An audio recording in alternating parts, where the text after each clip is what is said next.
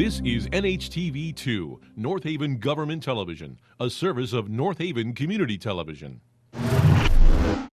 The following program is brought to you through the support of the Town of North Haven. Good evening, everyone. I'm opening the organizational portion of the meeting this evening and turning it immediately over to our first selectman, Mr. Frieden. Good evening, everyone. I'm Mike Frieden, North Haven's first selectman, and it's this time every 2 years when North Haven's first selectman has to go around all the boards and commissions, both the elected boards and the appointed boards, to ask for nominations on a board-by-board basis over the next 7 weeks for the chairmanship, the vice chair, and the secretary of each and every one of our boards and commissions. This is obligated by our town charter.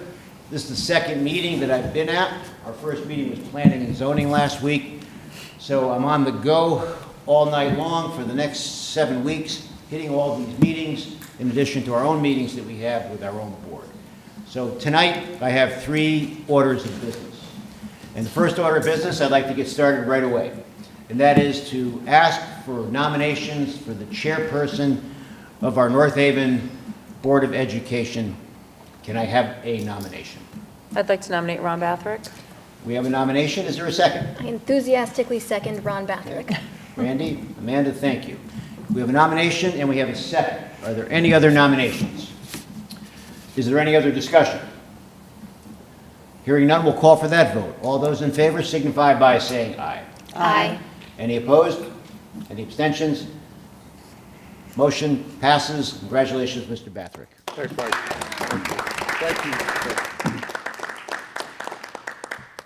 Our second order of business is to ask for a vice chairperson of our North Haven Board of Education. Is there a nomination for vice chair? I'd like to nominate Dr. Randy Peterson. Is there a second? I'd like to second Dr. Randy Peterson. Okay. Ron and Amanda, a second. Are there any other nominations? Is there any other discussion?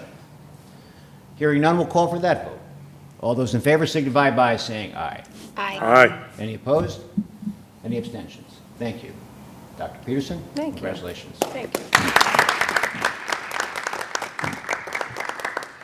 And my last order of business this evening is to ask for a secretary for this North Haven Board of Education. Is there a nomination for secretary? I'd like to nominate Michelle Guglielmo for secretary. Okay, we have a nomination for Michelle. Is there I a would second? second that. Ron Bathrick on the second. So we have a nomination for Michelle as secretary. We have a motion, a nomination, and a second. Is there any other nominations? Is there any other discussion? Very good. Hearing none, we'll call for that vote. All those in favor signify by saying aye. Aye. Any opposed? Thank you. Congratulations, Michelle. So, ladies and gentlemen, that concludes my portion of tonight's meeting. I'm off to my next meeting. Thank you very much.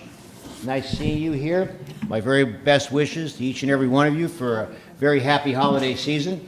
I appreciate you very much. I appreciate this Board of Education very much.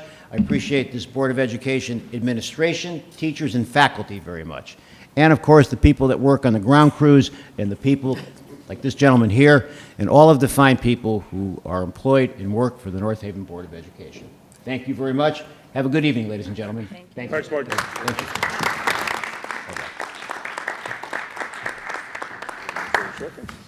You grab that apple and smash it. I'd like to call the December 11, 2025 regular meeting of the North Haven Board of Education to order at 6:30 p.m. Very good. Thank you so much. Thank you so much. That's normally my favorite part of the meeting, too. So I would like to recognize Tessa Hallinan, who was recently elected as the Connecticut's Kid Governor. Tessa is a 5th grade student at Green Acres Elementary School, and the floor is yours. Hi, my name is Tessa, and I'm here as the 2026 Kid Governor to represent the Connecticut Democracy Center and the Kid Governor Program. Thank you for inviting me to speak today. In the Kid Governor Program, students running must choose an issue they would like to change. For me, the issue that was closest to my heart was inclusion for students with disabilities. I would like to change how students across Connecticut who have a disability are treated. Many are bullies, teased, or left out. This is an important thing we must change. The reason I chose this issue is because I have friends and family who have a disability. I feel that nobody should be teased for something they were born with. Nobody should feel like they are not good enough or too different from others. Everyone should be appreciated for who they are. As Kid Governor, I'm looking forward to working with my fellow cabinet members, Isla, Olivia, Dylan, Nana, Myra, and Samuel. All of their platforms are great, and they chose very important issues. They have every right to be proud of themselves. I'm also looking forward to meeting students with disabilities across Connecticut. I feel like every kid should get a chance to tell their story. They should feel like they belong. My platform includes 3 steps that we can take to start welcoming and including students with disabilities. First, I will create and post videos about including, accepting, and understanding kids with disabilities on my very own website called ACT, which stands for All Children Together. Each class can watch these videos and learn from them. Next, I will invite schools to start buddy systems. These buddy systems will pair 5th grade leaders with students with disabilities. Together, the students can do group projects, board games, or just talk together. Using these systems will help grow a bond and help kids connect. Finally, I will encourage schools to designate a buddy lunch table, where students who have no one to sit with can sit there. In the cafeteria, kids who feel lonely or left out can join others sitting there. At the buddy lunch table, no one can be judged or bullied based on what they look like or sound like. They should be welcomed based on who they are as a person. Thank you for letting me speak here today. I look forward to putting my plan in action.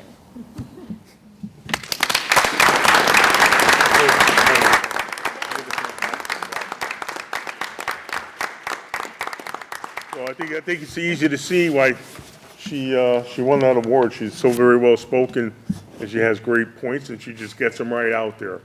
So congratulations to you, and North Haven's future is in really good hands. Thank you very much. So,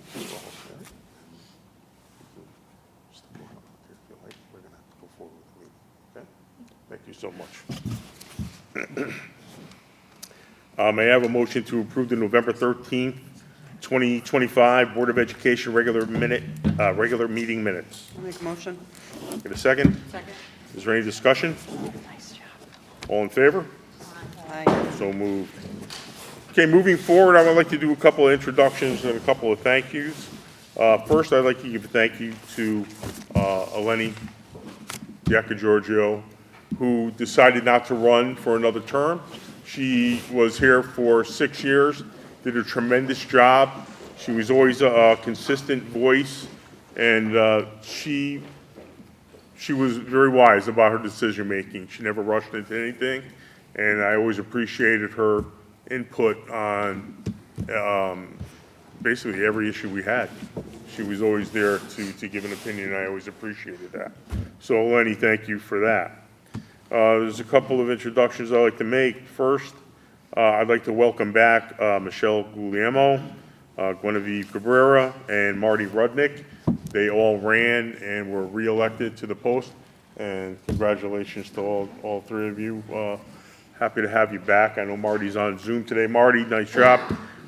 So we're looking forward to get you involved again and get going on some other committees.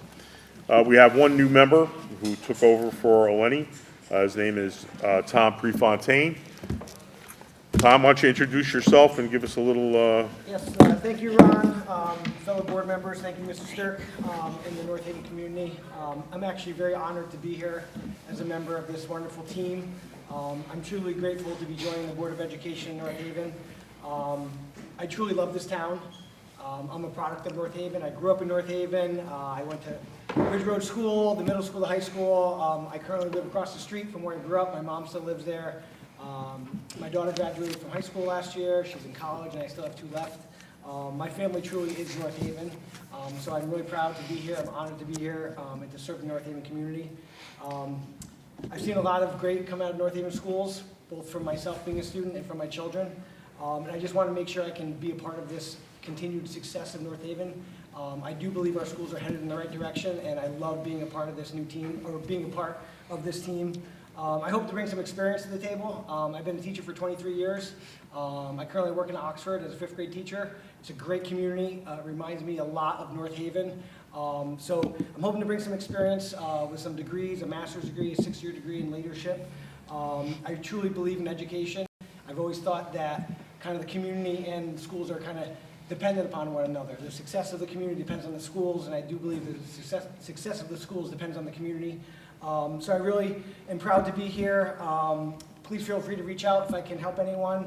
I'll do the best I can. I know I'm just learning now, so please bear with me if I don't have all the answers, but hopefully I can help you and listen to you, and if anything, guide you in the right direction. So thank you, everyone, for having me, and thank you, board. I hope to be an asset to the team. Thank you, everyone. Welcome. Thanks, Tom. We're going to move forward with the student representative reports. Rajat Baradwa, how are you? Good. Yeah, let's hear it. So we have some musical congratulations. So congratulations to the NHHS students who will be representing North Haven at this year's Southern Region Musical Festival in January. They were selected from among hundreds of students through a challenging audition process. Acceptance into this festival is an earned honor, which also allows these students to audition for the 2026 Connecticut All-State Festival. And here are the list of students. So on the band, we have Derek Samsel for the alto sax, Derek Tang for the alto sax, Kali Wan for the flute, and in the orchestra, we have Henry Zubek for the violin. For the mixed choir, we have Alex Cardenas for on the soprano, Lily Manure on the alto, Natalie Paws on the alto, and then for the treble choir, we have Cara Starkey for the soprano, Rachel Sajjan for the soprano, and then we have the fashion merchandising apparel campaign, Hibernation North Haven, is running with a promotion through December 31st. Check out the online school store for items curated by students and use the code SHIPFREE100 for free shipping on orders of $100 or more. Items may have color or logo options and ship directly to you. This is a great way to support the fashion merchandising students and elevate your North Haven gear for the holidays at the North Haven High School. Thank you very much. Does anybody on the board have any questions? Okay, moving on. Ava Barone, how are you? Good, how are you? Very well. Tuesday, December 9th was the midpoint of marking period 2, and teachers are updating grades now. Each December, our senior class serves a holiday breakfast to senior citizens. Seniors are encouraged to invite and host their grandparents and senior citizen relatives. This year's breakfast is on Tuesday, December 16th from 8 to 9 a.m. in the high school cafeteria. Congratulations to our school newspaper director, Diana Blythe, and our full staff of student writers, editors, and photographers for another excellent edition of the Phoenix. Please read this great publication which informs and celebrates.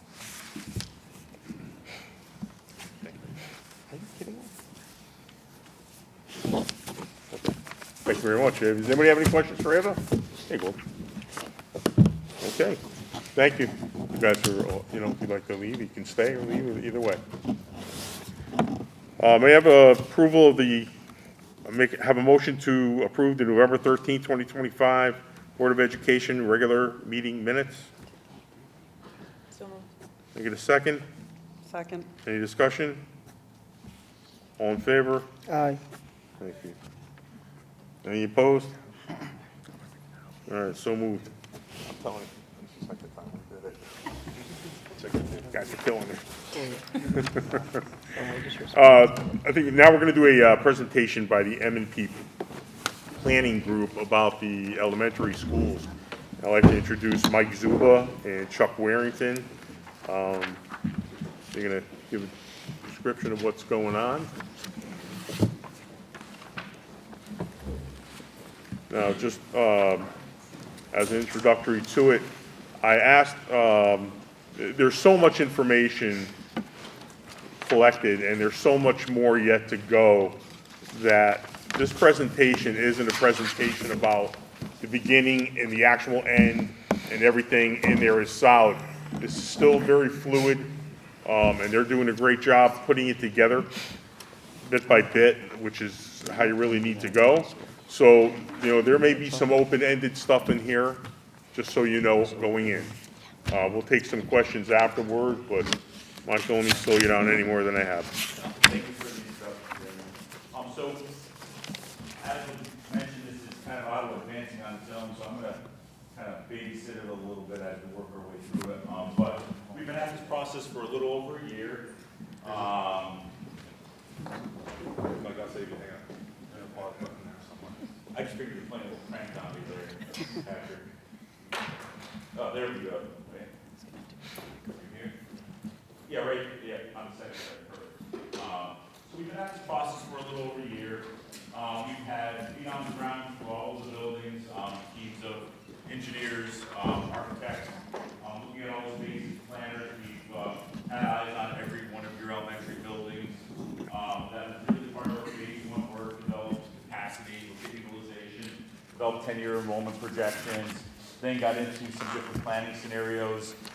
Typically, when you go through planning scenarios, you start to really look at the building itself. How best are we going to address the needs that we're seeing? How best are we going to address the space needs? Do we require modernization? We look at the sites themselves, and we start really kind of building that baseline information. We're over in that salmon-colored box now, where we've identified a preferred scenario, but we still have some more work to do. So this is initial. There's a lot of information here, but know that as this process moves forward, we're going to do additional due diligence, and things are going to become a little bit more concrete, a little bit more specified as we work our way through that process. So I think some of the initial considerations when we really kind of got into it, with the facility condition assessment, really looked at all of the major capital items. We noted that the buildings are well maintained, but they do require some significant investment in the systems themselves, especially within the mechanical systems, the building envelopes, so roofs, siding, inside architecture, all requiring significant investment. We had about $137 million over the next decade identified of capital renewal items. So typically with capital renewal and capital improvement, those are significant repair items. I'll touch on kind of the difference between that and new construction a little later on. But when we looked at the summary of the FCAs for each school, Clintonville came in at just under 40 million, Green Acres about 33, Ridge Road about 32, and then Monte Luisa at about 27 million. We have two approaches we typically look at. The repair approach looks at taking each of those items and be able to address those in a manner over a number of years. So as you're looking at doing roofs across the board, doing mechanical systems across the board, that's really the repair approach.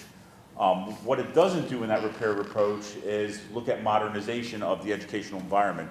You have buildings of different vintage. Most of your elementary schools are older, especially when you compare them to your middle school and high school and the work that's been done there recently. So that replacement approach really looks at modernizing educational spaces, takes in 21st century learning, looks at a way to be able to address facility needs through new construction. Timing is an important factor. It needs to be able to line up with the town bonding. We recognized early on in our process that your schools are very well located. You have an elementary school kind of in each quadrant in town, established residential neighborhoods around it, really well laid out from a community standpoint of having those four schools. That neighborhood school was really key to us in our planning and saying that we want to be able to maintain those neighborhood schools. But we also noticed when we went through all the buildings and looking across the board at all the spaces within town that there is a significant lack of swing space. And when we talk about swing space in school construction, that's when you're looking at being able to move the students out of a building to facilitate major work within that building themselves or major construction work on that site. Always a preferred method for approaching that is to have unoccupied where possible or have clear separation from students and construction activities that are going on. It allows for a better educational environment, and it also allows for a much faster construction timeline. Chuck, do you want to add a little bit on that renovation? Yeah, can we go back to the previous slide real quick? I just wanted to point out real quickly is it's a $137 million value. What's important to understand about that is you're going to see some numbers later of what we call a district share to the town of New Haven for the preferred scenario. So want to keep that number in mind as we get later into the slides. What's also important is that 137 million, that's over the next 10 years. Most districts in Connecticut rarely would be able to fund almost $14 million per year on average. The Board of Ed is going through their CIP. We haven't seen many districts be able to fund that, let alone execute the work. I work with Bill. By the way, I'm Chuck, and with the Tigers Fighting Leaders, we're the orange rep for the middle school. So for anybody who's around for that, that's obviously a big project over a couple of years. But to fund $14 million a year is very difficult to find the dollars, and many of those dollars will not be reimbursed by the state of Connecticut. That's another very important factor. Just kind of keep in mind as we move forward with that. Ready for the next one, Chuck? Yes, sir. Alrighty. So, new versus renovation. One, Mike's been talking about enrollment projections, and what's important to understand is the state of Connecticut, when we submit a grant application to them, hopefully for them to help the district and reimburse. The enrollment can really play into it in the size of the building that their statutory will reimburse you for. So there's a formula, it's called a space standard, and what we do is we look at the 8-year high projected enrollment, and we do this calculation. I'm not going to get into the details, but what we do is we compare that against your existing schools and go, if we were to renovate, will the state reimburse you 100% of your rate? If it's bigger than what that calculation is, they'll reduce your reimbursement rate and prorate it. So that's not really ideal. We want to maximize your dollars, so that's something that we look at. In this table here, you can see Clintonville, this might be small for you, so I apologize, but the space standard is projected for the future enrollment about 48,000 square feet. That building is currently 73,000 square feet, so there's about 25,000 square feet. It's almost 50% larger than it should be. So essentially, you'd be cutting your reimbursement rate, I think it's like a 0.6 factor down. So that's a significant, when you're talking about renovation, that's tens of millions of dollars probably to the taxpayer. So without legislation, special legislation, it'd be difficult to do. The other ones are oversized as well, not to that magnitude, 4,000 and roughly about 10,000 for Montewiese and Green Acres. So there would still be, per the statute, a hit to your reimbursement rate for doing renovation. And then in addition to everything Mike talked about, occupied renovation is difficult, especially in an elementary school. We did in addition to the middle school, moved the kids over from the academic wing, and then the gyms, cafeteria, we renovated those. But there's a disruption there to the class, and I don't think any parent wants to have their young child in a occupied renovation, even though we've done that before. Next. Yep. So one of the things we did as part of our initial due diligence was really dig in and look at the sites themselves, identifying if there's any opportunities on each of the school sites to be able to have construction next to the existing building. And that was really our goal. I mentioned earlier, each school is really well located within quadrants in your community. It's well served by students in residential neighborhoods.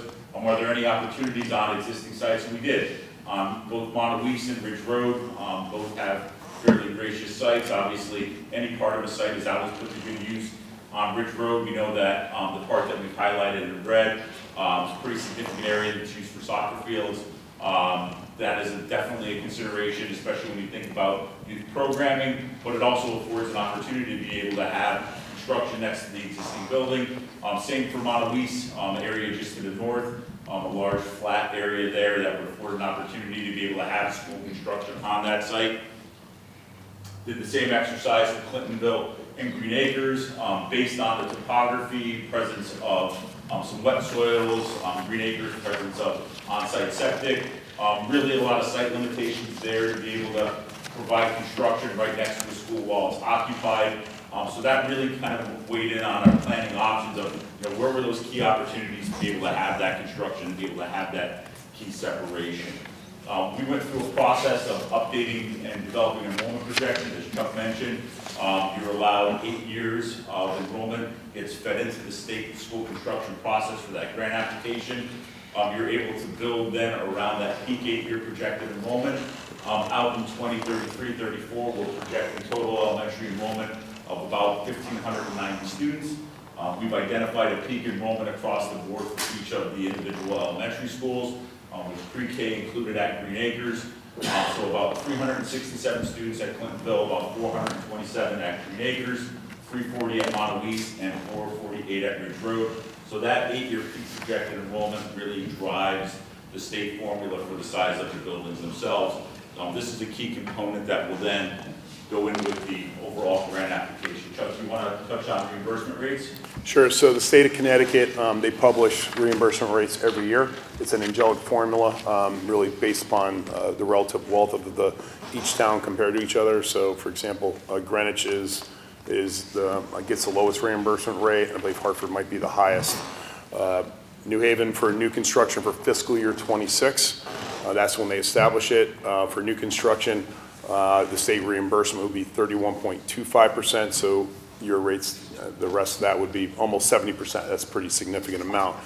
We're talking about that reduction. If you reduce that by roughly 60%, you're taking a significant hit in dollars in reimbursement. The renovation rate's a little about almost 7%. Just up to last year, this used to be exactly 10% difference. They changed the formula. We're not sure the exact makeup of it. They wouldn't share that with us. But renovation would be 38.21%, with the local share being 62. So there's about 7% difference there. So that's a big factor when we're looking at renovation versus new. And then I think we have a later slide. If we're able to show that building new is less than renovating, and we haven't vetted that fully yet, you can apply for the higher rate. We did that in the town of Madison. They were able to get another 10%. That was probably about $5.8 million to the taxpayers. But that it's not done too often for that. Thank you, Joe. We explored 3 different scenarios as part of this process. The first was really the status quo.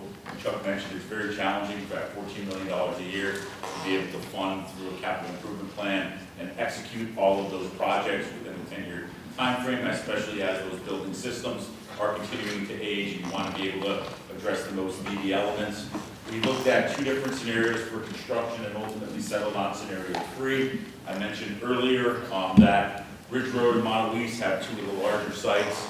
As part of scenario 3, it really kind of focuses on using those larger sites to be able to get those as the early phase of construction and use those for swing space as part of the overall project. So the way we see this scenario 3, it would be building 4 new elementary schools, but it would be done in 2 phases. There would be a single referendum in November of next year, of 2026. A grant application would go in June. The phase 1 of that grant application would be for both the Monte Luis and the Ridge Road schools. I mentioned the areas that we saw as key areas there for school construction. Obviously, some additional engineering and feasibility work would need to be done on that as this process moves forward, but those would be the first 2 steps. Followed by that would be a phase 2 grant application. That would be in June of 2029. That would be for Green Acres, and that would be for Clintonville.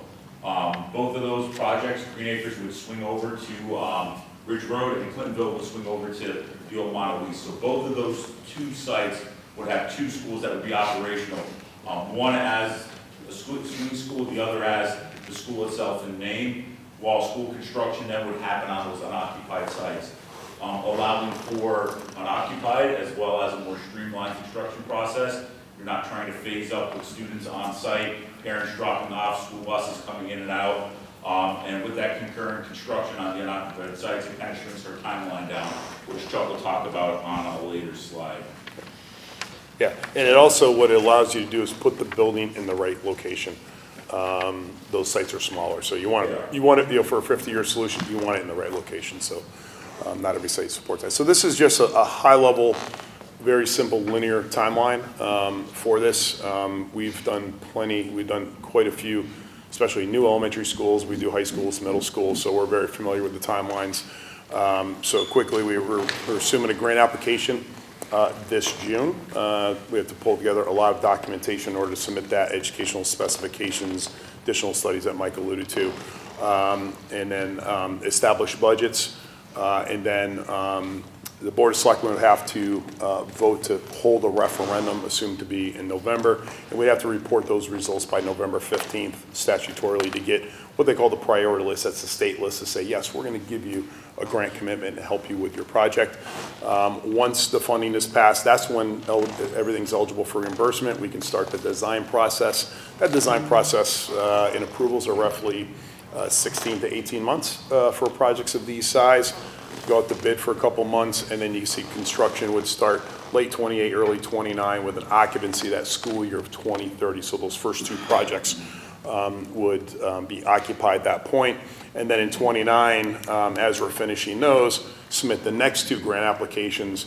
And the reason we hold for that, because there's a statute that says when they give you a grant commitment, you have to break ground within 2 years. So we don't want to submit it at the same time, because then we're going to be violating the state statute. We don't want to do that for that. And then a kind of a similar timeline where now the schools will move over into the old Montewiesen Ridge. We have to look at that further too, because now you're going to have two schools on one site. But the major difference, as Mike said, the sites are smaller. You can right-size those buildings, put them in the right location, and that construction duration is shorter. Construction management fees are roughly $70,000, $80,000 per month to do that. So you go from a 24 to 30 month down to roughly 18, you're saving a lot of costs there as well. And we found building new as well is very attractive to bidders. We've seen great bidder turnout. We're out to bid on a new elementary school now, so it's going to be interesting to see what that price comes in at. But they're definitely attractive. Thank you, Chuck. And phase one would be wrapped up with occupancy of 2030 for the students in those new school buildings, and then 2033 Yep. for phase two. Yep. So all the school construction would be wrapped up by 2033. Now, the fun part. Yeah, everybody wants to know how much. So this is just a high-level summary. These are very early numbers. That's why we're providing a range of costs. Behind all this, we develop total project budgets for projects. That not only includes, how much to build it, but also all the fees and expenses, architectural fees, the furniture that goes into there. We haven't included bonding costs from the town, owner's contingency, and a lot of other. We have about 50 line items that actually are being compressed into here.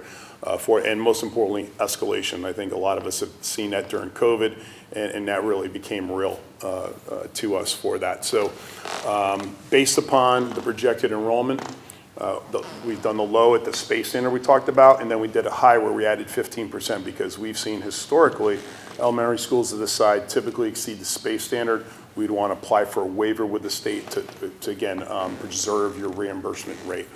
For that, Montewies, all these buildings are roughly between 50 to 70,000 square feet, that general size. We have to do the educational specifications. That would be one of the next steps you're going to see to really dial in and give us the exact square footage of what that's going to be based upon the new programming. So for phase one, and if these are small, I apologize, that both of those projects will be roughly from about 93 million to about 125. We're going to dial this in, but we wanted to give you a range. We're pretty confident on these numbers. We have a lot of data to back it up. And the district share for those would be roughly 66 million to about 93 million. And again, that's from high to low and assuming, and these numbers here do assume there's a reduction for the high because we're overbuilding. So we're being conservative here. If we get a reduction, that will go down if we get a space waiver before that. Phase two for those, again, between 50 to 60,000 square feet. These numbers, we've escalated these, so these are going to be a bit higher. They're farther out. We're escalating about 7 years out for those to the midpoint of construction. The total for those range for 112 to about 146,000 square feet. And then the district shares about 81 million to about 105 million. Again, this 105 incorporates a space standard reduction, a reduction in your reimbursement rate. So this is being conservative. If we get the space standard, that will reduce, and you'll have some savings there. So in total for all four, again, we have to do some more due diligence, as Mike mentioned, anywhere from 206 to about 271 million all in, with a district share about roughly 147 million to almost $200 million in total. So kind of going back to that $137 million, that's why I want to kind of highlight that of the district share when you're spending 137 million over projected next 10 to 15 years. That's to keep it warm, dry, safe, comfortable, without programmatic improvement. After you get done with that, you're going to have to do it again to the building. Whereas you spend here, and you still got to have maintenance in new buildings. Everybody thinks they're maintenance free. They're not. But for, somewhere in this range above that projected 137. You're getting potentially 4 new facilities that are better educationally, better HVAC systems, better indoor air quality. You know, that's a really important one with COVID. All the new buildings and renovated ones that were done before COVID, the districts had no problem adjusting to those, bringing in that fresh air. Phil's counterparts just went on their phone or their computer, brought in a lot of fresh air. They didn't have to be in the building, so they performed very well during the pandemic. Yeah, I think a good way, I know a lot of times people struggle with like the low and the highs, that's really part of the budgeting. A gym like this is a great example. Sure. If you think about a space standard, they give you kind of the bare minimum for a gym, so to speak. What about 44, 40? We see about 4,500 square feet, which is roughly the size of this gym. This would be the minimum size for an elementary school. And should you decide I want a gym where you can have more seating, it could be more useful for youth sports to be able to use those facilities, you would then look for a gym to save about 6,000 square feet or so. Correct. Yep. You could have bleachers, you could have multiple things going on at the same time. But unfortunately, the way the space standards are, they allow for the smaller gym.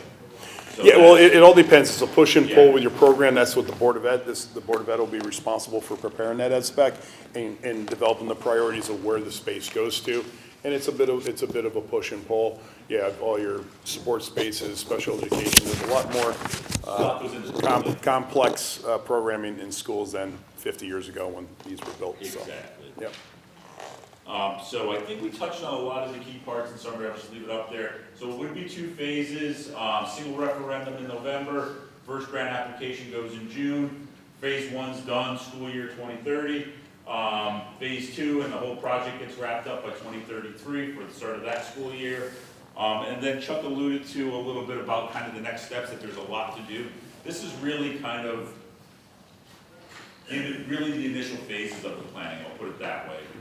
As you kind of work your way towards that grant application, each task better defines what that project's gonna look like, and also better defines what those costs are gonna look like.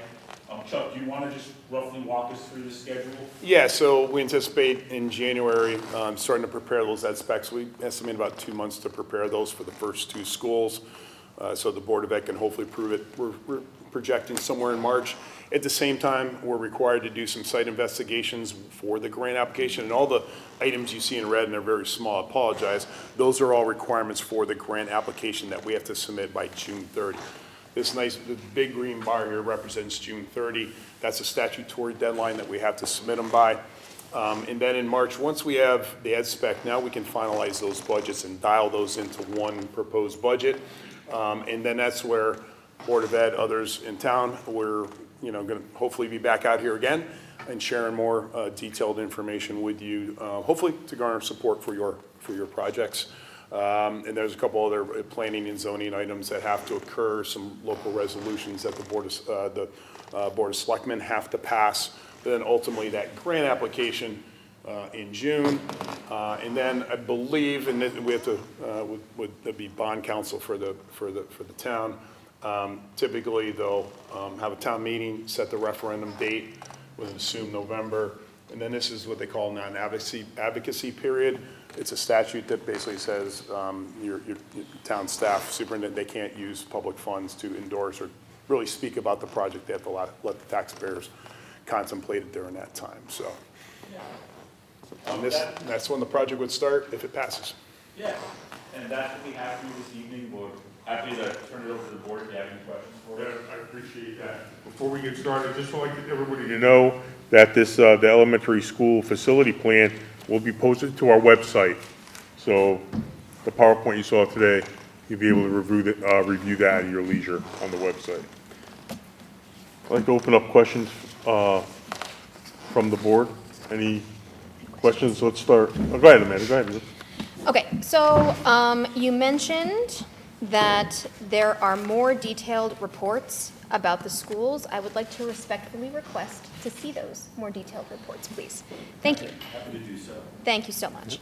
The $137 million for renovating, that is not renovating as new, that is just renovating up to, That's addressing the capital needs, so on a project-by-project basis. and that includes the state reimbursement?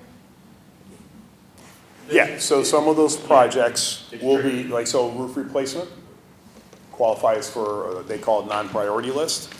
As long as it hasn't been replaced in a previous, I think it's 10 or 20 years, they amortize over time, but they say 20.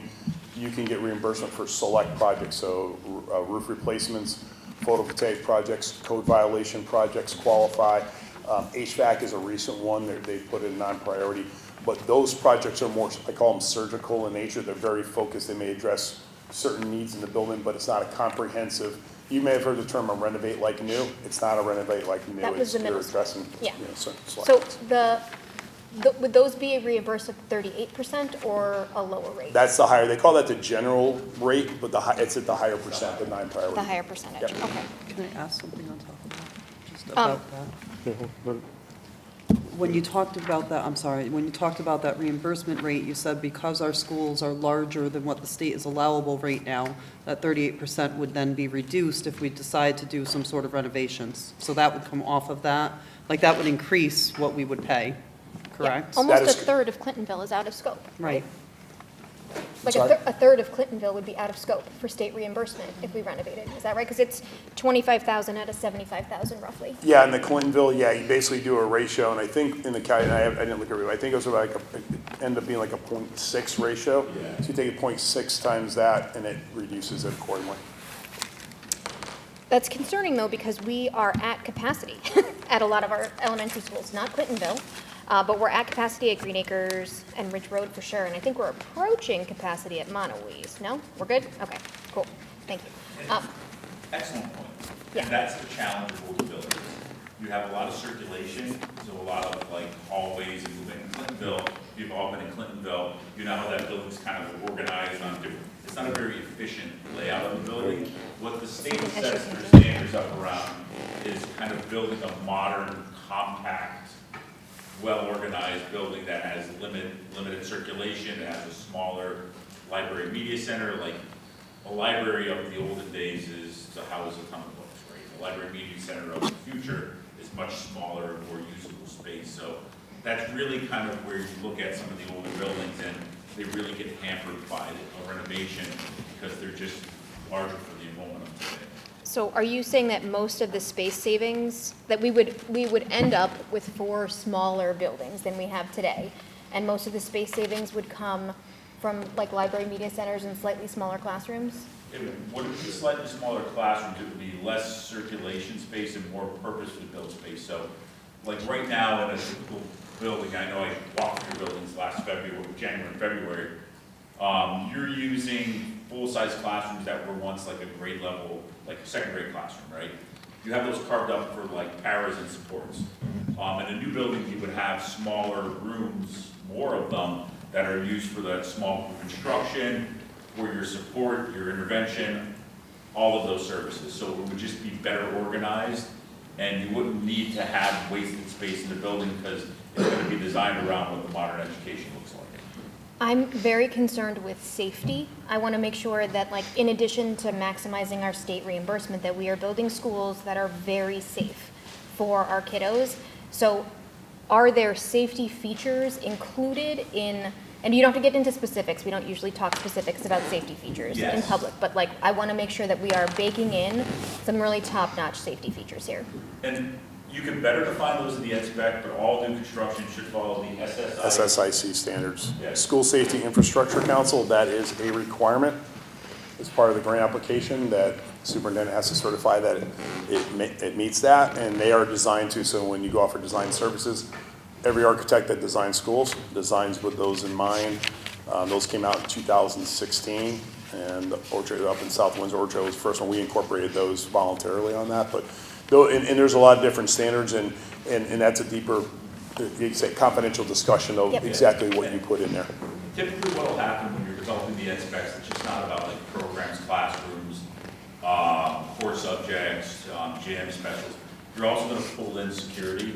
So within the district, you have an expert in security, or you rely on somebody that kind of sets that stage for that. They would be pulled in and say, how do we envision this today and then tomorrow? We want to get that captured in what our building program looks like. So we're building to the program that you want to have for your security within that building. you know, getting back to the older schools, it's just, we didn't think about things of like, where are we siting the building relative to, you know, the entrance, right? So where people are coming in on the site itself. Do we have clear sight lines to parking? Do we have clear sight lines to all parts of our site?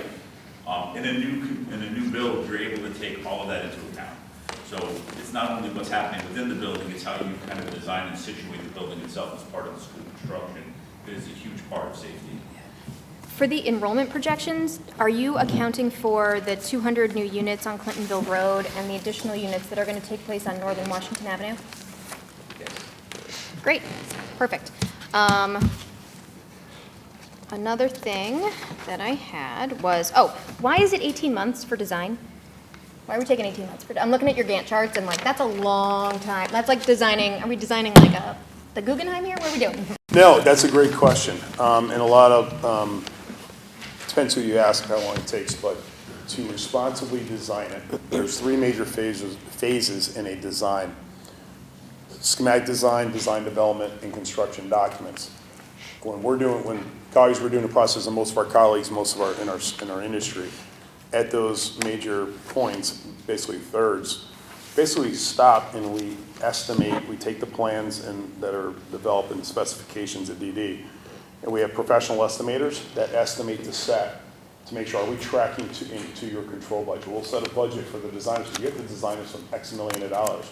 But we don't want to go from 0 to 100, design it and find out it's overbuilt. So we're doing those checks along the way to responsibly design it, to ensure that we're staying in with the budget. Also, there's a process of reviewing. You're going to review the site. You're going to be reviewing multiple different options early. And the floor plans, there's going to be multiple development. And then the next step takes about another 3 to 4 months to take about 60%. There's a lot of details. You said there's school safety, security these days. There's mechanical systems, electrical systems, and so on and so forth. Then we stop and we do that again. That takes about 6 to 8 weeks, just those alone, to do it responsibly, to stay on budget. And that's how we've been successful with our projects, to doing it. And then at the end of the project, the state requires that your code officials review the specs before. We have to go to the state to get permission to bid. Your building official has to review those. They get 30 days plus modifications. That's another 6 weeks on top. And then we have to go to the state, and that's almost another month. So all these reviews and checks and balances, value engineering, you might have heard that, that's what takes these long. You could have a designer design in 12 months, but are we on budget? Are we tracking the budget responsibly? Are we incorporate all the requirements? That's why it takes that long. 2 more quick questions and then I'm done. One, the high end and low end of building new are like about $50 million away from each other. Is a 25% variance typical for projects this size? We don't have an exact percentage, but a couple of the major factors. One is the square footage of the building. The low is meeting that space standard as a minimum. Our experience with elementary schools of this size, the ed spec is going to say that's going to be higher than that. So we added, I think we added 10 or 15% to the high on square foot. So you have difference in square footage.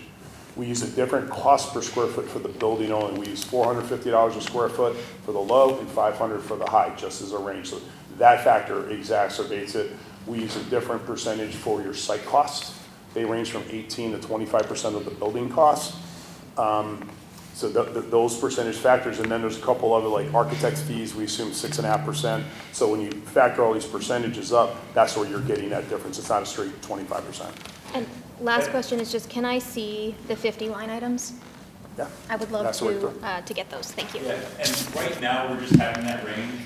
When you submit a grant application, you're going to pretty much own a number. Be one number. That number will be better defined by kind of the next step. So Chuck mentioned the ed spec, as well as some site investigation, getting out there, being a little bit more invasive on the site, poking some holes in the ground, taking a look at, is there ledge, what kind of materials are we working with here? That will really help kind of narrow all those costs down. So over the next several months, as we kind of work our way to that big green bar, we'll have a cost that'll be the cost, and that the town owns. That'll be the cost that goes to referendum, gets into grant application, and then you'll be working around that cost for all of those building projects for the life of the design for the 4 schools. Thank you. Everybody else? Yeah. Go ahead. So I have a bunch of questions, but I know that there's going to be a lot of information that will come out when you do the ed specs, and we'll get a lot of those answers.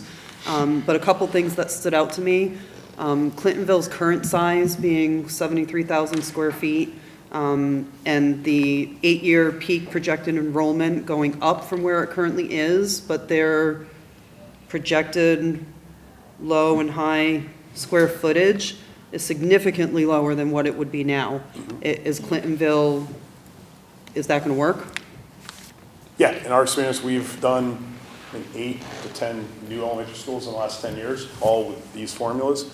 As Mike was saying, it's the efficiency of the building that's not working, it's the arrangement of the building that's not efficient. So understand the concern there, but the buildings nowadays are more efficient. Not only circulation, their classroom space, those support spaces as well is why they're smaller. And I think Chuck mentioned too, it gives you an opportunity to put it on the right location of that site. That building right now is kind of in a low spot on the site. Not really the best for drainage and water. You have an opportunity there to look at it, local op, where do we need to fill, how do we bring that elevation up, and then it really is going to be organized very well as part of that design process. I guess the other thing that stood out to me is that, you know, on the chart where you have the state allowable areas, which are all lower, obviously Clintonville's much lower than what it is right now, but all of the rest are also lower. But when you look at the low square footage and the high square footage, even just looking at the low square footage, it's higher than what the state allowable is. So then I guess I wanted to know the estimated costs that you have here when you're talking about district share, if those are accurate, if our low square footage is listed above the allowable state area. I'll explain. That's a great question, by the way.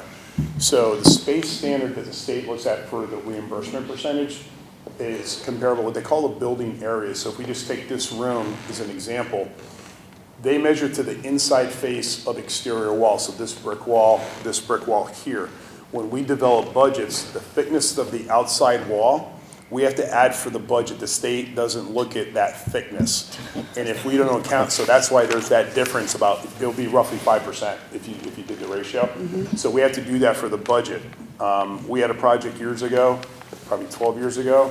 The architect that developed the budget used the space standard. They didn't account for the exterior walls at 5%. We were short by $1.2 million. We had to take out a program as a result of that. So that's that difference. It's exactly 5% between the space standard and that number. Okay. Does anybody else have any questions? Okay, at this point, I just want to give the public an opportunity to maybe ask a couple of questions. Sure. So we'll open the floor up to some questions. Again, just keep in mind that everything is very fluid, and these guys did a great job explaining a lot of the variances that they have to use, and it was a lot of information. So, again, a reminder, this is available to you on the website, but if anybody has, by tomorrow morning, if anybody has any questions, please come on up. Yep.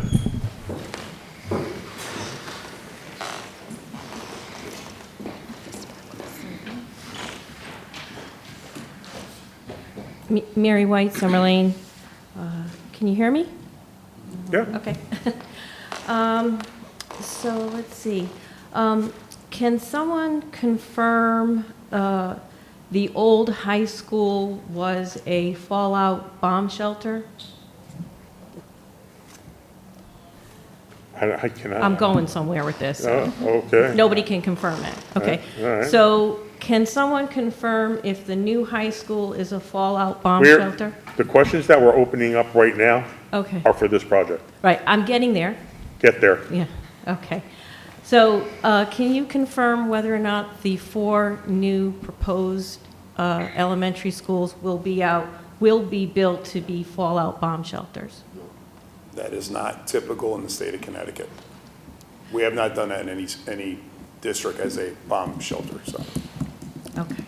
So if the 4 elementary schools currently, as they are existing, are bomb shelters, fallout shelters, that will not be happening if we build 4 new elementary schools. I can't That's what speak you're to the saying. existing, the new ones are not bomb, they will not be bomb shelters. Okay, because many of these old buildings were built as fallout shelters. I can't- I'm yeah, sure okay. you're aware of that. No, I'm not. You're not aware of that? Oh, okay, that's No, interesting. no, because they weren't built to resist bombs. They're not built that way. Yeah, well, fallout tends to be, we go there as a gathering place if there's a catastrophic event Mm-hmm. versus a bomb being dropped on the elementary schools. Understood, yeah, but we don't, that Yeah. term is not a term that we use in the Yeah. current standards. Okay. Some schools are designated as a warming shelter, you know, or maybe emergency, there's very specific Cooling or terms, warming, standby, so right. if there's a power outage, they can go and use the kitchens, Mm-hmm. use electricity, exactly, they are using those purposes. Okay. And yet we have to be careful how those are defined because of the services, the generator, et cetera, and the makeup and the build of the building is very specific, so that'd have to be vetted out, though. Okay. I think we discussed that enough. Do you have another question? Yes, I do have another question.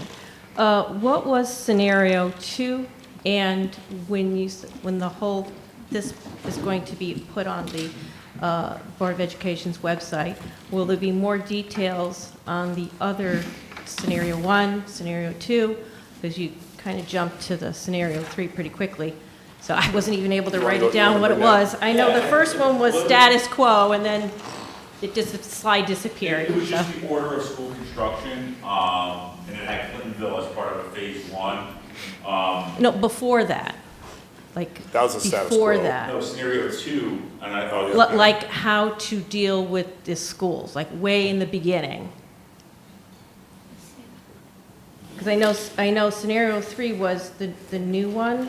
Scenario 2 looked at 4 new schools, also in 2 phases, but it had Montelise and Clintonville going first, and then Ridge Road and Green Acres going second. The reason we shifted to scenario 3 was because it really shortened up the construction timeline by building swing space first on the larger Ridge Road Montelise, which provided significant savings in time and dollars over that. Okay, so am I understanding that there was not an analysis done for renovation and addition to these schools? It was just the analysis was done for new construction? Yeah, should this go forward, an analysis needs to be done to show that renovation versus construction costs, or the state requires that. So that would be a detailed analysis. Okay, but that has not been done as of yet? No, that has not been done. Okay. We can apply the square footage to that, but as Chuck mentioned, it's not going to come out as advantageous because the buildings are larger and it will overall lower the reimbursement percentage to the town of North Haven. But what you have done is you determined a 10-year plan We at have- 132 to 137 million. Yes, it's the most cost-effective approach Right. to provide the new schools versus the renovation approach. Okay, let's see, so I guess my next question is, are you aware the town's annual budget is 140 million? That's not up for them. Oh, That's- well, that's the a town- numbers they're that's a town proposing, issue. you know, I thought maybe- It's a town issue, and they're just Yeah. presenting what it would cost to do this, and then it's Yeah. the town decision whether Exactly. we do it or not. Oh, okay. Okay, let's see. Yeah, so from a member of the public's point of view, it doesn't seem affordable if it ends up on the high budget of 271.1 million. And so one point that I want to make regarding public safety, which I'm always advocating for public safety, is that every year, the fire chief asks for new firefighters. And I also asked for two new firefighters. Right, this is And not a just de- to let this you is not a know, debate about the budget. I know, but this It's is not a debate important about to the the budget. taxpayers, that the cost for two new firefighters It's is not a debate $250,000 per about year. the budget. It's of The it's board- a conversation the Board about of the Finance school. won't do We're two not new here to talk firefighters for about police, $250,000 a fire, year. Or other things in the budget, which are concerns. I'm not Okay. waylaying that concern. This is not the place for that conversation. Okay. Well, I'm telling you right now, there's many town residents that are very concerned that we do not have enough firefighters. We're all concerned. I've been Career here 56 firefighters years. on I'm very staff. concerned. And we, for myself. 3 years, we have not been able to get That any new is an firefighters issue at another time. in the budget. It's not an issue right now. Yes. Well, it's important to us. It's important for everybody. That doesn't make it an issue for this conversation. Right. Thank you very much. Is there anyone else who would like to speak?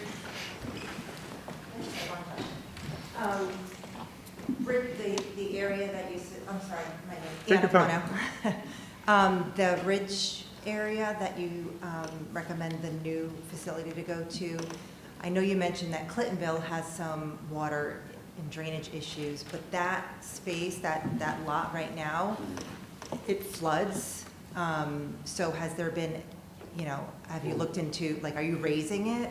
We're very well aware of the Yeah. drainage issues there. Okay. That was one of those concerns. I think that's something that, with additional site investigation, we'll get a better understanding of. Is it just runoff? Is it soil based? Groundwater. In the next couple of months, when ground thaws, Yeah. looking to be able to poke some holes in the ground, take a really good look at what's there, understand what the drainage issues are, be able to build that into the budget. You have to bring some fill in, bring that level up, you have to address some drainage issues, we want to be able to budget that as part of the project, correct? Could that potentially impact the residents that are right, like the lots that are right abut that property if you raise it? All stormwater needs to be managed on site. Yeah, okay. We can't go outside the property line. Can't go outside the property. And it can't Right. shed There's outside. existing issues, those will be addressed as part of a construction project versus doing an older construction fields that now may have contributed to some drainage issues offsite. Anything new requires it to be onsite stored or attenuated through pipe. Thank you. Yep. Good question.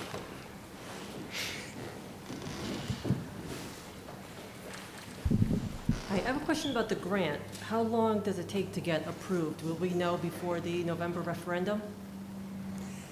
So we won't know before. When we submit the grant application in June, we have to report it by November 15th. And on December 15th, the Office of Grants Administration, who runs the program, they have to send what they call a priority list to the governor. If you're on that list, we haven't seen any projects come off of it, and then eventually goes to the legislation for ultimately approval. But once we see that on the list, that's a good indicator of you'll get a grant. But we have the referendum before we know. It's before, you have to hold it before that, that's just statutory.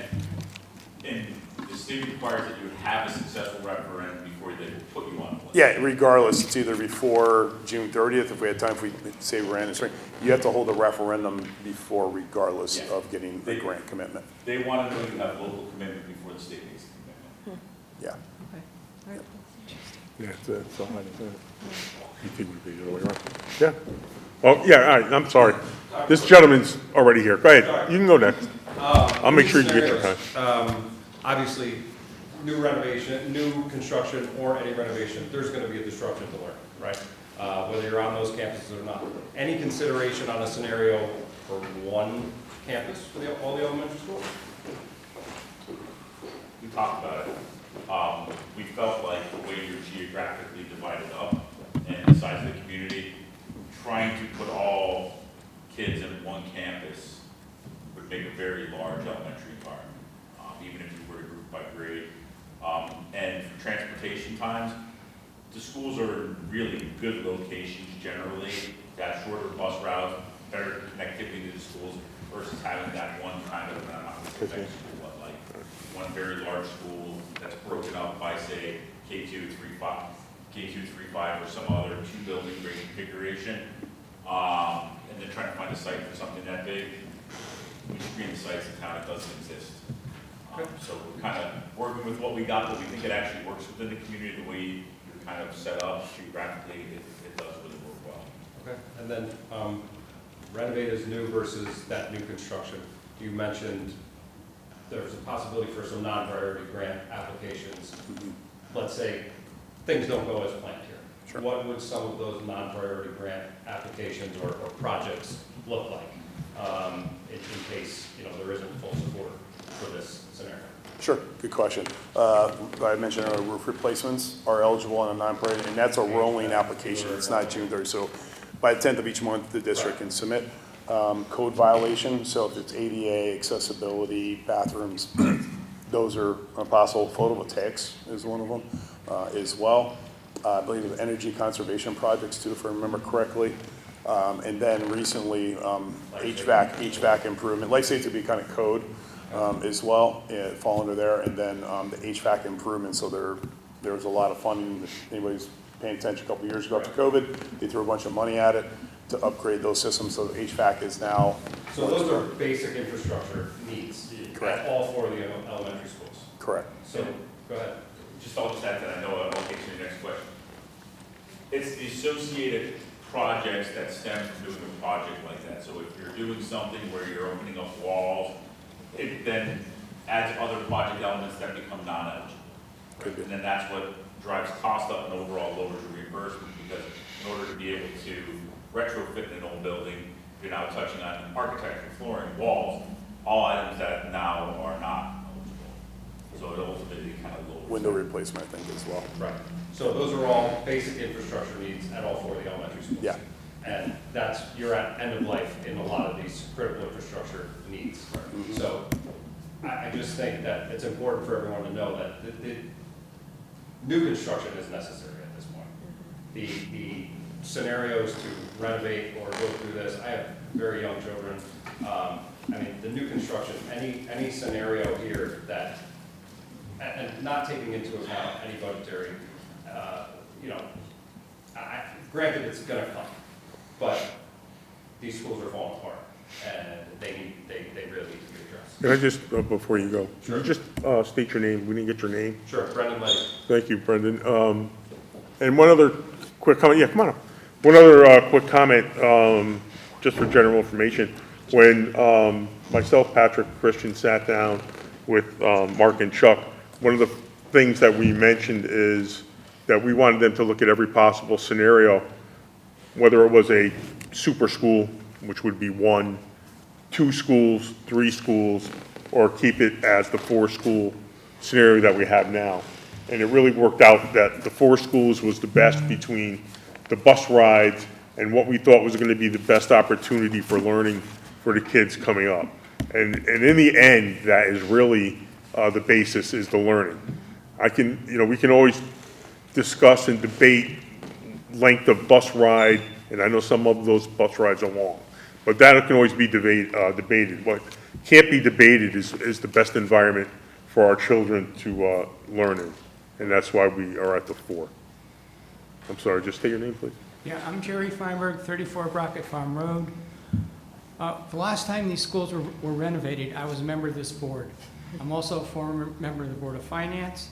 I mean, I support what you just explained, that it's the board's responsibility to present to the town what you folks think is the best solution to what really is a problem, which is the condition of the elementary schools.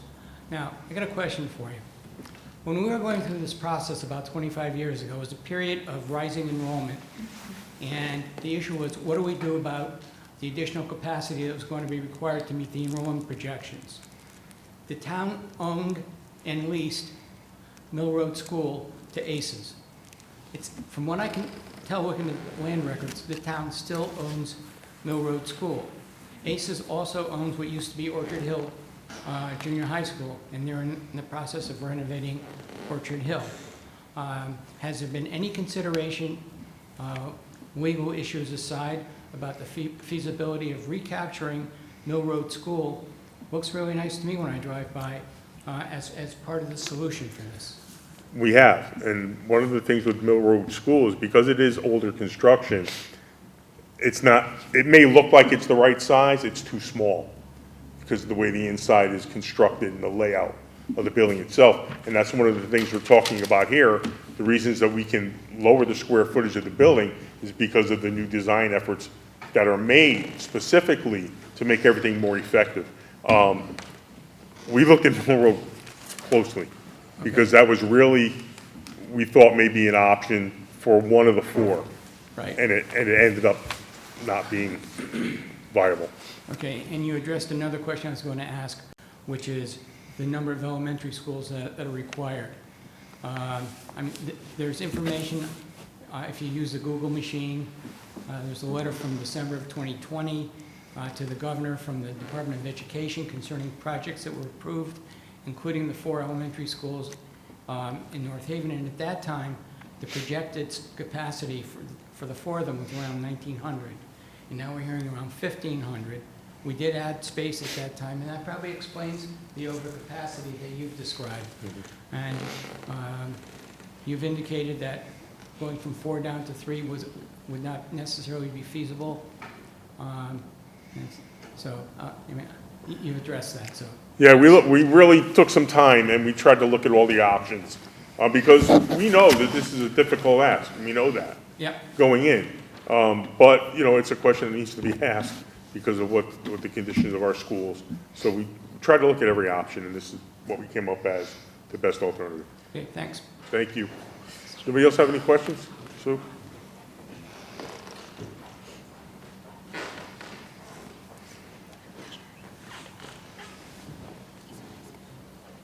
Watch those wires. I know.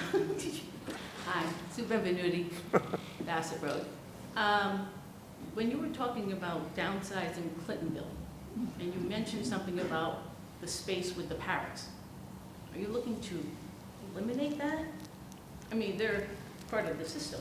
Absolutely part of the system. Oh, okay, I wasn't sure if I was like hearing wrong over here. It was like we're going to have smaller areas. You said smaller areas. 50 years So I'm ago, saying that they're 30 part years of ago, it. 20 years ago, we didn't have small group spaces designed specifically for those uses.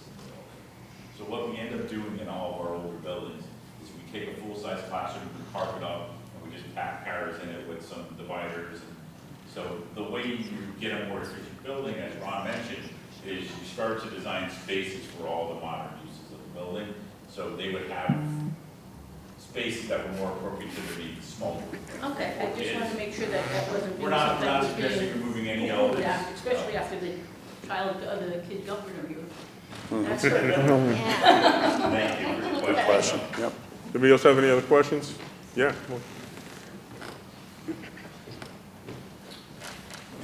Tim Gabriel, Renee Lane. So if we're looking at 2033 for the project completion, that's, another 7-8 years or so too. We're still using old buildings during that time that ostensibly will probably need some of the same repairs that you would do if you were doing a renovation instead of a replace model as well too. Any of those kind of capital improvements that we'd have to do on those old buildings, would those be incorporated into the cost of this project, or would that just be the responsibility of the annual BOE budget? The latter. Okay. But it's the hope that major stuff doesn't break during that. Well, we always hope that. Yeah, we always had that hope, That's right? a very good question. So that's kind of becomes a sense of urgency where we're trying to compress the schedule, knowing that there are some systems that parts are hard to find. That's one of the systems. So we're cognizant of that. Anybody else? Yeah? I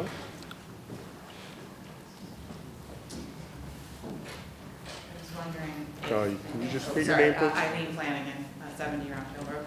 Thank you. I believe that Ms. Gabriel asked for the report that shares the condition of the buildings as they are now.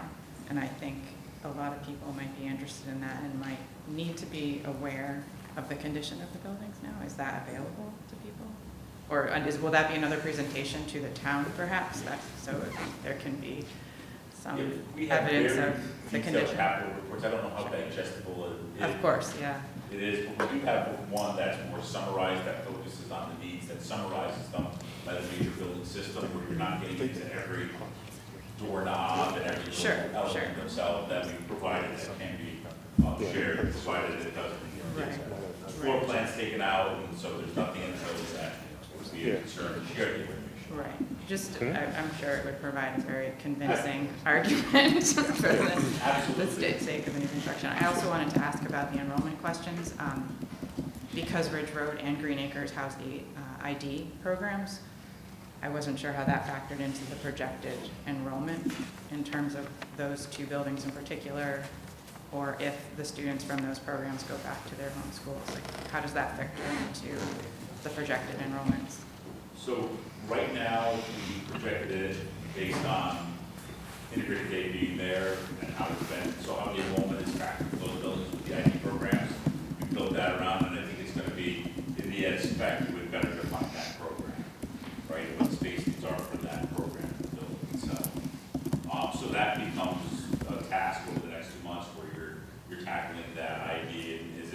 which buildings is it in, is it here, is it there? You know, how do we envision those elementary programs within the buildings? Those will be put together by the educators in North Haven and then ultimately adopted by the board.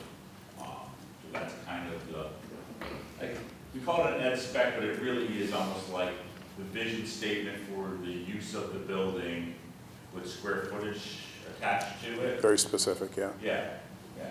Yeah, and that type of program is one that we can apply to the state to get relief if we exceed that space standard, because that wasn't a program years ago when it was built, but it's those OTPT, special education, those are some of the programs that we can ask for relief and exceed that space standard in many cases. So it does account for the possible shifts, I guess. Yeah, between the attendance zones, yes. And, you know, it comes down to that total, like when you're looking at doing the whole building, we have the total enrollment, and then we break it up by, kind of building by building. And, you know, you pick the highest enrollment within those buildings, but also it does provide some flexibility within that as well. But you would want to have that defined within the ed spec, just so in case it drives any higher space or it drives, you know, the enrollment, it needs to be recognized within that document. Okay, thank you. Mike and Chuck, I appreciate your time. Thank you for being so open on answering the questions and so informative with the PowerPoint. And again, just a reminder, we'll have this on our website for review, and I'm sure you'll have questions, and we will be open to questions every month. We'll be open to questions. If you have questions in the meantime, you can always contact us, and we'll do our best to get back to you.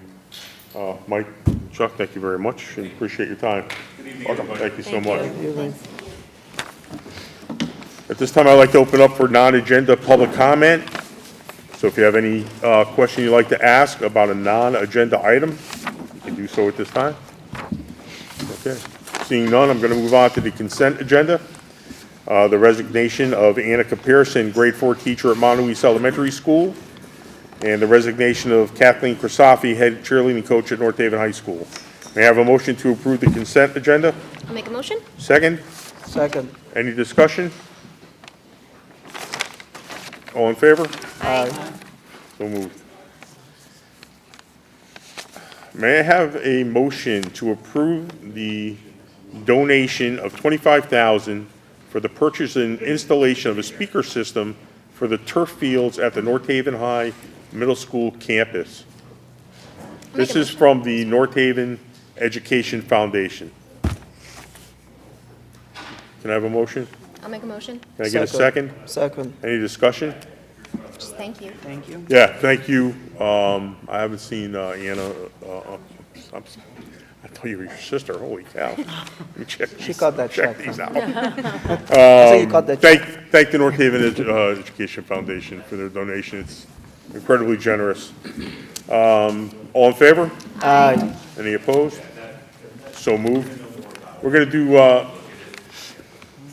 some reports from standing committees. Marty, can you hear me? Yeah. You have anything for ACES?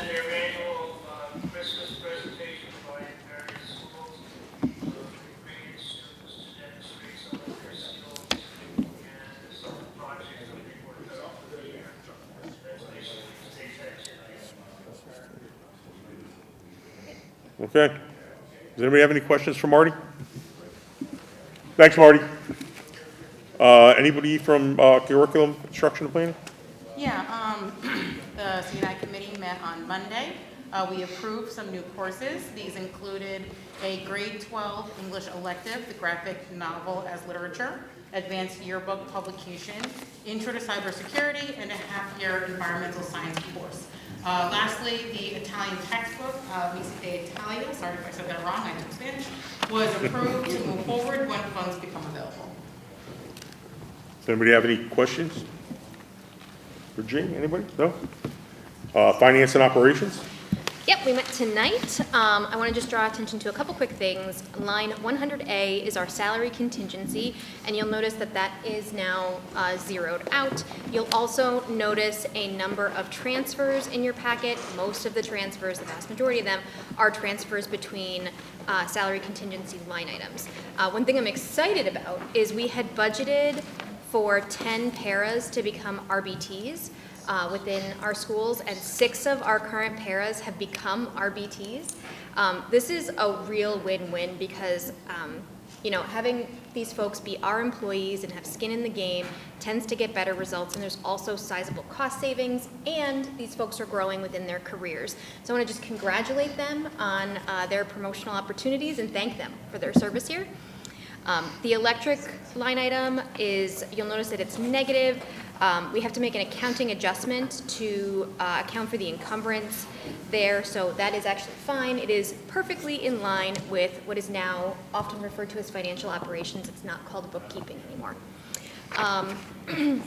Christian also recommended that we put $191,232 of our non-lapsing fund into our medical and dental insurance fund and $100,000 into workers' comp. I thank Christian for his recommendation on transferring. Right now, taking into account what we do know and what we don't know about the states of some of our aging buildings and some emergencies that have come up recently, like boilers, flanges, gym floors, etc., I'm recommending that we keep the money in our non-lapsing fund for flexibility. This is just a 30-day decision. I'm recommending that we continue to reassess this every month. And I've also requested an update on the IBNR, which is encumbered but not received, before making this decision. We usually get an update on that twice a year. I'm asking for an off-cycle update because I have a suspicion that that IBNR number is going to come down. We'll see if I'm right. Our next meeting is in February because of budget discussions. Those of you who know me know that that's my favorite time of the year. I can't forget to get my budget binder, and I'm looking forward to that discussion. That's it for me. Okay. Does anybody have any questions? Okay. To North Haven Education Foundation. Thank you. The Foundation met yesterday morning. They approved a grant submitted by Mrs. Betty Ann McKenna around math intervention support, and the foundation will also host a trivia night, I believe, in April. Is that correct? Yeah. Trivia night in April, so more info to come on. So thank you. Okay. Does anybody have any questions about that? Okay, just a reminder, we have a second read on policy 5131.912, restorative practices and response policy. Tom, like I mentioned, this would be your first month, but you're going to be asked if you're ready to vote on that next month. Yep. Can I ask a couple quick You questions? sure can. I just have 3 quick questions. 1, how is parent involvement handled? 2, how are we tracking incidents? And 3, will outcomes be reported back to the board? Yes, they will be reported back to the board. School climate committees do have parent representation. And that's 2 of the 3. What's the third one I'm missing? Well, how will parent involvement be handled? There. That's Yep. and then the 3rd is, how will incidents be tracked and monitored? So we're actually developing that now. Lori Bankowski is our district facilitator for school climate, and she, as well as each of our school leaders, are attending trainings around the new school climate legislation, and we're figuring out the best way to track it and in turn report back to the board as part of state statute as well. So maybe through a Google Doc, things like that, something that's accessible through all our buildings and not too time-consuming. Sounds good, thanks. Okay. Superintendent's report. Thank you. So recently, I put together with the help of Jen Kay, a quarterly newsletter. The first one is actually on the website. It was posted to the district Facebook page and school newsletters. It's just a brief update around some of the great things that are happening around the district, with a slight focus on central office. And the idea for this newsletter actually came from a parent at Ridge Road. She's a parent of a kindergarten student, and she called me one day and said that, I only hear from you when you're sending out these letters around threats or negative things in the school. It'd be great to hear from you in other ways. And I really took that to heart. So I thought this would be at least a start to sharing good things that are happening in the school, especially for me, because I don't want to be the person who's sharing just threats and calling snow days. I'd like to be another avenue of good information for the district. Just wanted to hit the high school gym floor really quickly. I want to apologize and thank everyone for their patience and flexibility around the closing of the high school gym. It has been refinished. We're waiting for it to dry. We could get in there this weekend, but we're really going to wait till Monday. We want it to be dry completely for our students in PE class and athletics. So it'll be open by Monday morning for everyone. And I want to talk a little bit about a data sharing agreement from the State Department of Education. So about a month ago, the State Department of Ed sent us a data sharing agreement. And each district who implements this specific literacy progress monitoring tool, it's called DIVLS, they received this agreement. And we implement this progress monitoring tool called DIVLS. And it's actually tied to the science of reading legislation that Melinda's been talking about for the last few years.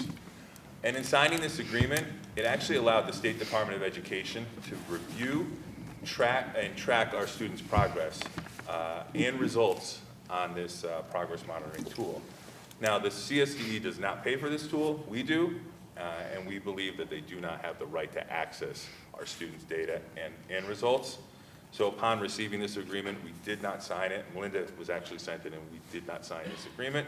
We actually reached out immediately to our attorney at Shipman, and they also recommended we do not sign this agreement. And they're looking more deeply into this, and will follow up with us soon. So just want to give the board an update around that. Can I ask a quick question about that? Does does the data sharing agreement include what's called PII, personally identifiable information on students? The agreement itself, I'm not sure that it does. I fully support the decision to not sign this as Yeah. a data professional. It is a bad idea. Yeah. We thought so too. Well, Melinda did initially, and we talked it through, so. It just didn't seem like it was the right thing. I've worked with a lot of other assistant superintendents and curriculum people, and they all felt very similar as well. So we're in very good company in not signing off on that right now. We will have to submit some aggregate data, which may be a little bit more cumbersome on our end, but we'll do that in order to avoid our data being shared like that. A much better idea. Excellent. Yep. Does anybody else have any questions for Patrick? Assistant Supervisor's Report. Okay. This past week, we held literacy walkthroughs in each of the 4 elementary schools. We were joined by our partners at TNTP, which is the group that we have been working with that I shared with you earlier, and also a consultant from the Connecticut State Department of Education. Our teachers and students are working so hard, and our implementation of bookworms is going great. It was just a wonderful experience in all 4 schools. The dialogue we had, the sharing and the learning, excellent. The district also received a Yukon Challenge coin, which is in Patrick's office. The district has received this to celebrate our partnership with the Early College Experience. And that's all I have to say. That's pretty cool. Somebody have any questions for Melinda? Director of Student Services Report, Anthony. Thank you very much. Good evening, everyone. Tonight, I wanted to highlight the Green Acres Preschool Program because they have been working tirelessly to complete the NIAC accreditation. So this will allow us to continue to learn and grow and at that high-tiered level and be accredited as a preschool program. So it's a very important process. This process is not only a robust data collection, but also multiple visits by the NIAC committee will be coming to the preschool in the winter, spring time. Some of the site walks and evaluations range from curriculum and standards down to hand washing and meaningful play. So there's a wide range of details of what they look at. This is just a very quick snapshot of the process. I'm very thankful for Tracy Considine, principal, Christy Scanlon, our special programs coordinator, Michael Yates, who has been helping to support the preschool program as well, all the preschool paraeducators, support staff, and teachers that have been going above and beyond to provide all this documentation and go through particular trainings. The team is very close to submitting the final application, which is ahead of time. And in the new year, our unannounced visits will begin by the NIAC committee to review every aspect of the program. I just can't thank everyone enough for the hard work and dedication to our students as we continue to learn and grow together and build this program. And that is all I have this evening. Awesome. Somebody have any questions for Anthony? Can I just ask about the preschool program? Are we still looking at the potential for expanding at some point? I think it's in conversation, and it would be a wonderful idea moving forward. We just have to look at it logistically and see what that could, how we could house it and staff it and manage it and make sure we can do that appropriately. Just know it's been so wonderful that everyone loves it, and I hear such great things, so. It's inevitable. It is. Yeah. It is. That's a good question. Thank you. And I've been in conversations with Tracy about it too, and she said that she wants to get like the pre-K program in excellent shape now before expansion. Like we're making great strides. We're doing great things over there. So fabulous. Yeah. Ron and Anthony said it is inevitable. Thank you. Thank you. Chief Operating Officer, Christian. Good evening, everyone. Just a couple quick points. First of all, Amanda, thanks for taking care of so much in your report. Makes mine nice and easy. Obviously, you had the current operating reports within your packet materials. Do want to highlight just at the close of November, in our medical and dental reserve account, we had $1.5 million in cash reserve funds, and the workers' compensation currently has $247,112 cash reserve funds in those areas at the close of November. Speaking of some folks' favorite time of the year, budget preparation has gone along quite well. I'd like to thank all of the building principals and district coordinators for all the hard work they did. We really moved up the timeline this year, which gives us next week at the central office level to kind of sand the edges a little bit in preparation for providing you with your budget materials for next month's budget workshops. We will be sending out a schedule of those budget workshops. Just a reminder that when you get those dates, they will be at 6 p.m. and held in the Board of Education conference room. You do have your grants report in your packet. I would like to once again thank the North Haven Education Foundation, not only for the $25,000 we received tonight. That's phenomenal and something we've been really trying to address for a while now. What's that? Okay, well, thank you. We appreciate that. There were 3 other grants that were awarded that we would like to just recognize. $280 was provided to Tricia Harkins for mindfulness training at North Haven High School. $9,011.80 for Anthony Giordano for outdoor learning activities at North Haven High School. And $4,928.78 to Danielle Gardner over Green Acres for building thinking classrooms. And so we are grateful for these, and I know these teachers are incredibly grateful for these funds, so thank you. Within my packet of materials, you received your monthly report from DATCO.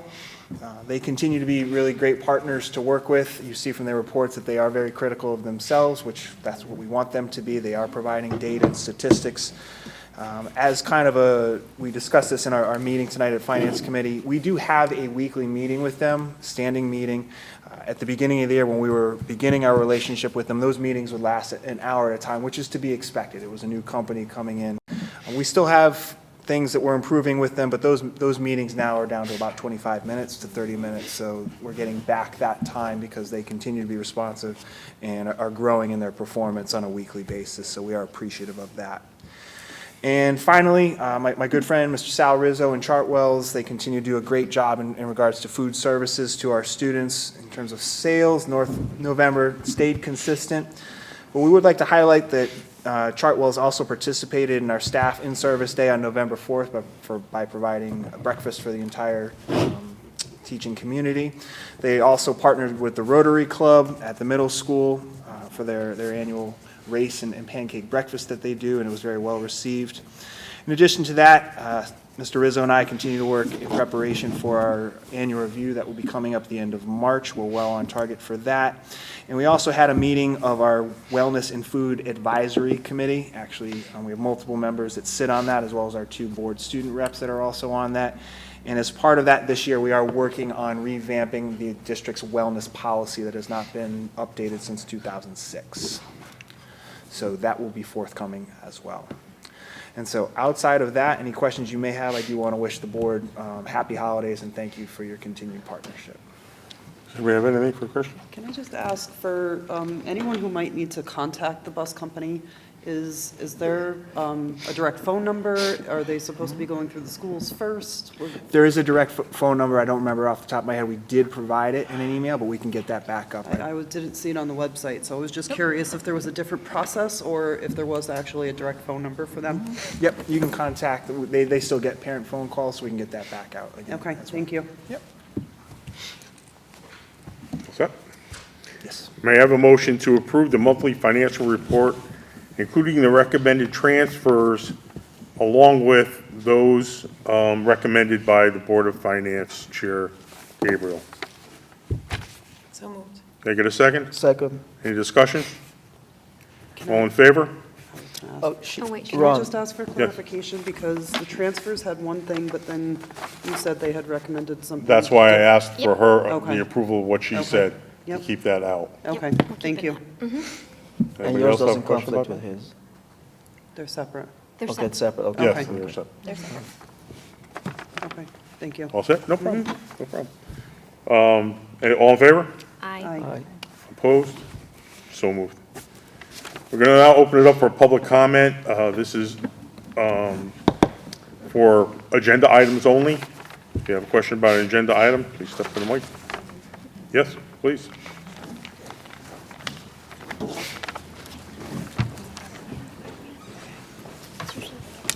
Mary White, Summer Lane.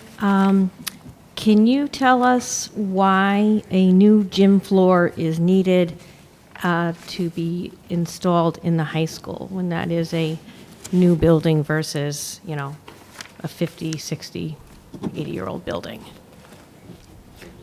Yeah. The high school's 20 years old now. 20 years old. And so we're not replacing the floor. At this point, we're refinishing the floor. To be honest with you, a little slippery. It gets a lot of play from PE classes, and volleyball, basketball, and whatnot. So it's a 20-year-old floor and it has wear and tear on it? It Is does. that what I'm understanding it to be? Yeah. Okay. However, the floor itself does need to be replaced at some point. Okay, so what's being proposed now is to repair but not replace? Correct. Okay, thank you. Sure. Thank you. Anybody else? Okay, seeing none. May I have a motion to adjourn the December 11th, 2025 regular meeting of the Board of Education? So moved. Second? Second. Any discussion? All in favor? Aye. So moved. Our next meeting will be a workshop, budget workshop, January 8th. Thank you. The preceding program is brought to you in part through a grant from the Town of North Haven.